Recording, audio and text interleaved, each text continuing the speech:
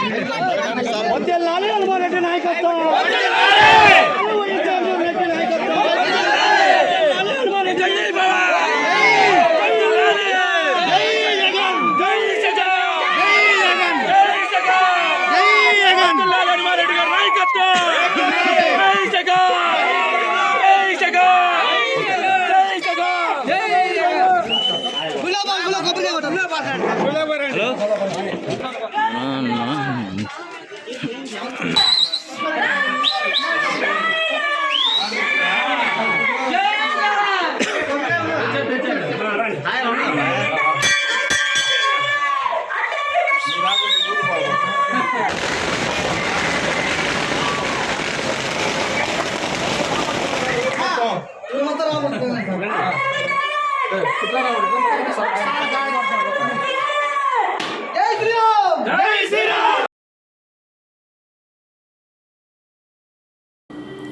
ఆంధ్రప్రదేశ్ రాష్ట్ర ముఖ్యమంత్రి ఇచ్చింది మెగా డిఎస్సి కాదని దగా డిఎస్సి అని నిరుద్యోగుల్ని మోసం చేసిన జగన్మోహన్ రెడ్డిని ఓడించేందుకు యువత సిద్ధంగా ఉంటే డిఎస్సి పేరుతో వారిని మోసం చేసేందుకు చూస్తున్నారని అద్దెంకి శాసనసభ్యులు గొట్టిపాటి రవికుమార్ ప్రకటనలో విమర్శించారు. డిఎస్సి పేరుతో వైసీపీ ప్రభుత్వం నిరుద్యోగులను దగా చేస్తుందని, ఎన్నికల ముందు మెగా డిఎస్సి ఇస్తామని చెప్పిన ప్రభుత్వం ఎన్నికల సమయం దగ్గర పడేసరికి ముఖ్యమంత్రికి నిరుద్యోగులు గుర్తుకు వచ్చారా అని రవికుమార్ ధ్వజమెత్తారు. రాష్ట్ర వ్యాప్తంగా ఖాళీగా 50,896 ఉపాధ్యాయ పోస్టులను వెంటనే భర్తీ చేయాలంటూ ఎమ్మెల్యే డిమాండ్ చేశారు. నాడు ఎన్నికల్లో లబ్ధి పొందేందుకు జగన్ ఊరు వాడ తిరిగి డిఎస్సి నిర్వహిస్తామని హామీ ఇచ్చి ఎన్నికల ముందు నిద్రలేచి 6,100 పోస్టులకు అనుమతి ఇవ్వడం రాజకీయ లబ్ధి కాక మరేంటని రవికుమార్ ప్రశ్నించారు. నిరుద్యోగుల పట్ల ఏమాత్రం జగన్ రెడ్డికి చిత్తశుద్ధి లేదని, ఎన్నికలకు నెల రోజుల ముందు అరకొరగా డిఎస్సి ప్రకటించడం దుర్మార్గమని రవికుమార్ తీవ్ర స్థాయిలో మండిపడ్డారు.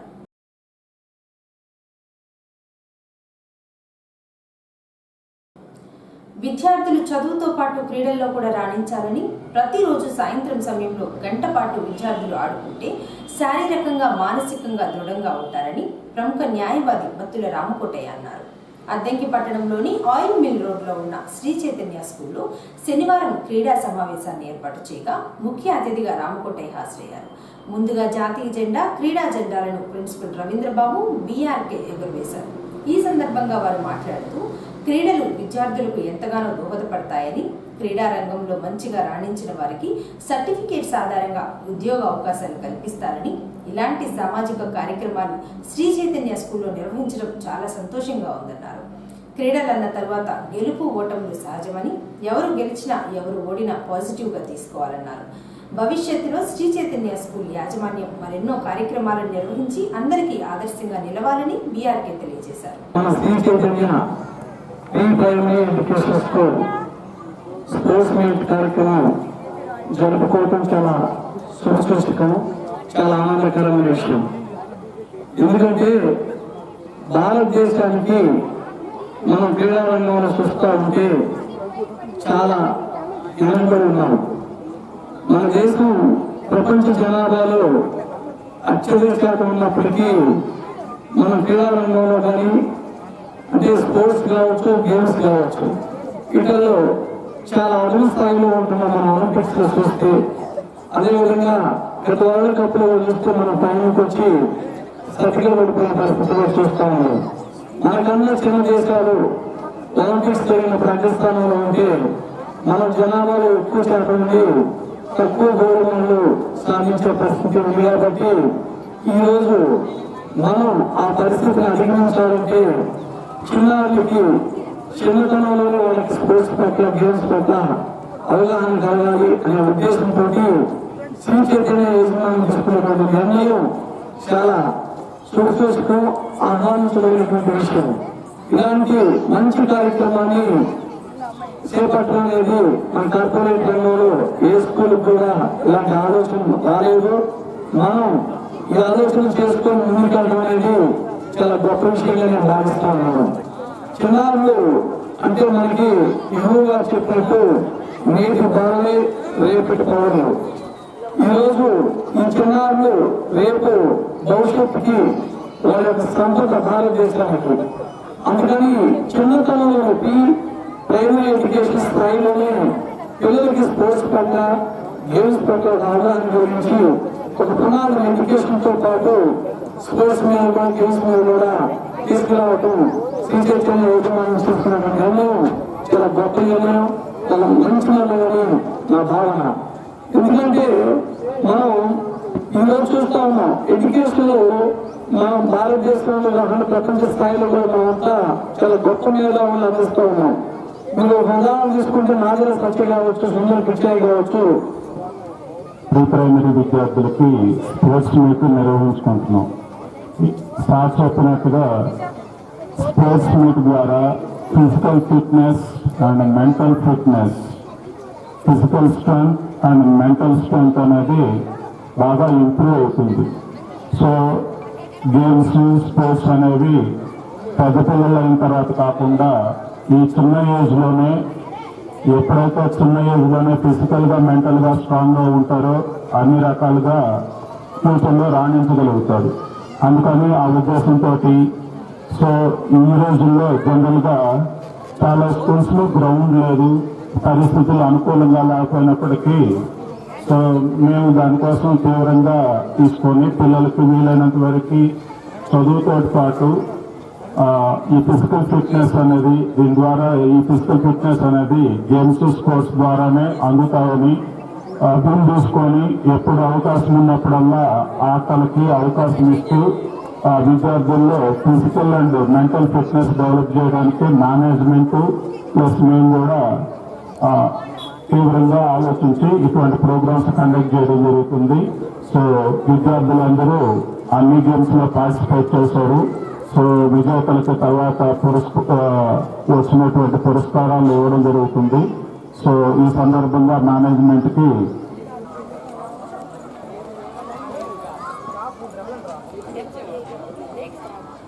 ఆస్ట్రేలియా, జర్మనీ, యూరోప్,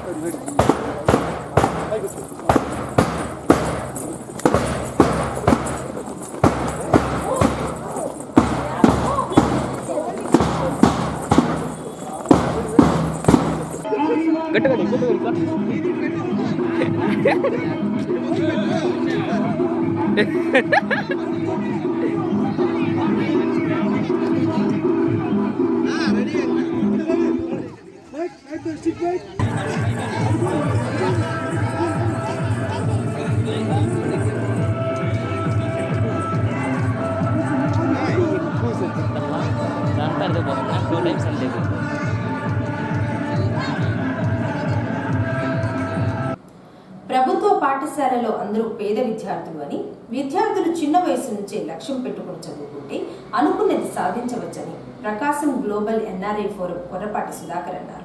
అద్దెంకి మండలం చక్రాయపాలెం జిల్లా పరిషత్ హైస్కూల్లో సుమారు 22 మంది విద్యార్థులకు శనివారం ప్రకాశం గ్లోబల్ ఎన్ఆర్ఐ ఫోరం ఆధ్వర్యంలో సైకిల్స్ అందజేశారు. ఈ సందర్భంగా ప్రధానోపాధ్యాయులు కేవీ శ్రీను, ఉపాధ్యాయులు కలిసి ఎన్ఆర్ఐ ఫోరం ప్రతినిధులకు అభినందనలు తెలియజేశారు.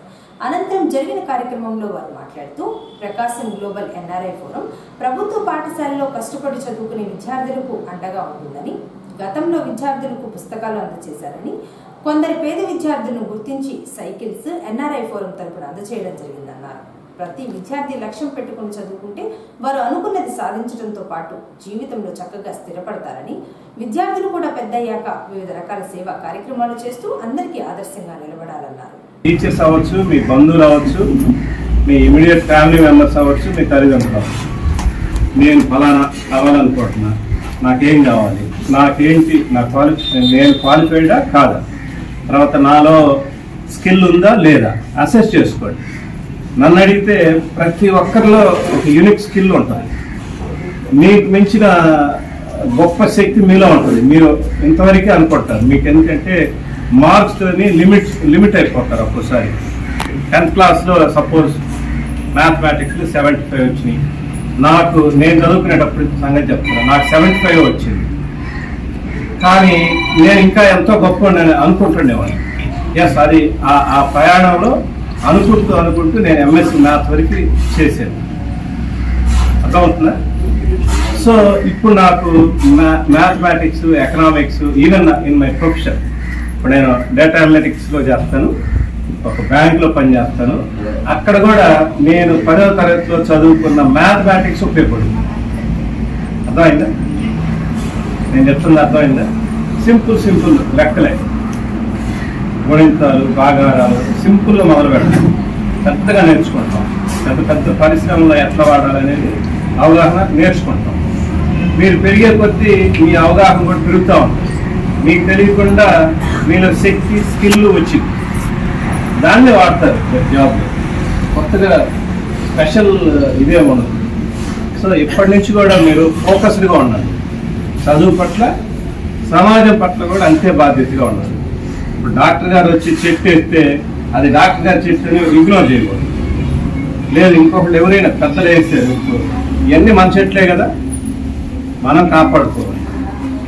లైక్వైజ్ సమాజం పట్ల అవగాహనతో ఉండండి, బాధ్యతతో పెరగండి. మీరు డెఫినెట్లీ మంచి రెస్పాన్సిబుల్ సిటిజన్ అవుతారని నేను కంప్లీట్గా నమ్ముతున్నాను. మీకు మీలో ఉన్న శక్తిని బయటకు తీయండి. అమెరికాలో మన ఫ్రెండ్ ఇలాగే గవర్నమెంట్ స్కూల్లో చదువుకుని వెళ్ళి అక్కడ సాఫ్ట్వేర్ ఇంజనీర్గా పనిచేస్తా. ఎక్కువ ఈ పీజీఎన్ఎఫ్ దీని వెనకాల ఎక్కువ అంటే 90% ఎఫర్ట్ శ్రీనివాస్ గారి అక్కడ. అంటే మనీ కలెక్ట్ చేయడం కానీ, మన ఫ్రెండ్స్తో ఇంకా చెప్పడం, ఇన్ఫర్మేషన్ ఇవ్వడం, ఇలా జరుగుతుంది, ఏదన్నా హెల్ప్ చేద్దాం పిల్లలకి, ఇక్కడ గవర్నమెంట్ స్కూల్లో చదివే పిల్లలకి అని వాళ్ళని ఒక చోట చేర్చడం, ఇదంతా ఈ ఎఫర్ట్, చాలా ఎఫర్ట్ పెడుతున్నారు శ్రీనివాస్ గారు. ఆయన చెప్పేది విందాం, నేను చెప్పింది గుర్తు తెచ్చుకోండి ఈ కొంచెం. ఓకేనా? Okay, thank you.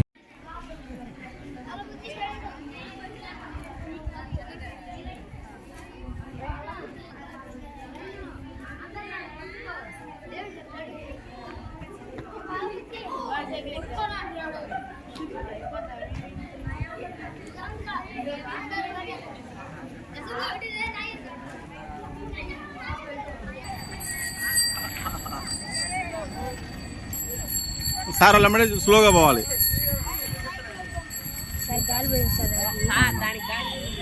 గాలిపోతే పక్కన పెట్టండి.